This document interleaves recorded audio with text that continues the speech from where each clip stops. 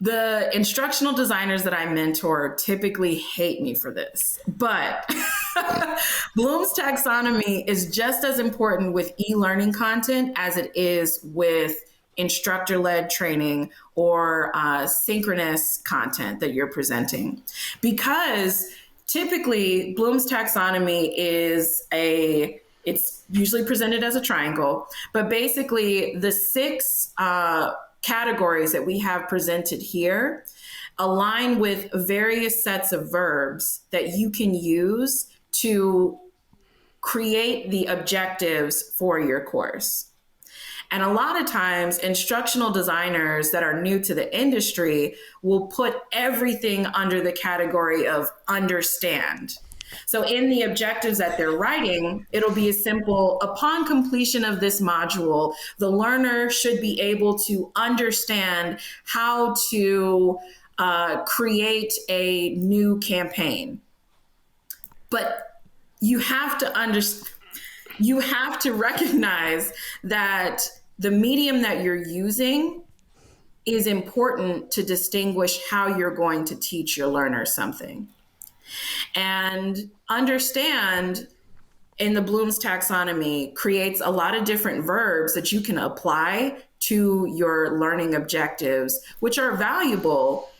But the point of these verbs is to really help you as the instructional designer know how you're going to test the knowledge and understanding of your learner. So with e-learning, typically you want to use the apply verbs, evaluate, and if you have the space for it, like if you have the capability to do it, you can use create. Using the verbs within those first four are really more effective with the e-learning space. And I say that because with application, typically with e-learning e-learning course development software, you have the ability for someone to actually build something within the software. So for example, if I was doing a simulation or a demo module, I would use the verbs in apply. So, upon completion of this module, my learner should be able to successfully, within 3 attempts, apply this filter to a setting. Right? But a lot of times learners or instructional designers will say the learner should be able to explain this or understand that. And it's a one-way communicative device, right? So thinking about your e-learning presentation, like I said, the medium that you're using is really important. And it will help you to dissect how you want to see your learners succeed. And I always trip up instructional designers when they give me their design document and it says the learner should be able to explain the definitions of these key terms. And I ask them, where will they do that?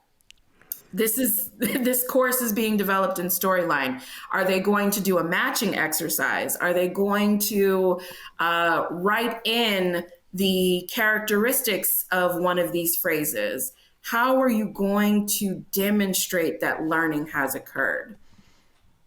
And then at that point, they usually roll their eyes and put me on mute. But ultimately, the point is you're thinking very critically about how you want to see your learners demonstrate back to you, the designer, that they are learning. And that's the value of Bloom's taxonomy. I don't have it up, but typically I have printed out my own picture of Bloom's taxonomy that I use when I'm developing courses and curriculum. So I highly recommend it. It's a traditional tool that a lot of e-learning developers have moved away from, but when used effectively, it allows you to truly understand the nuances of your course.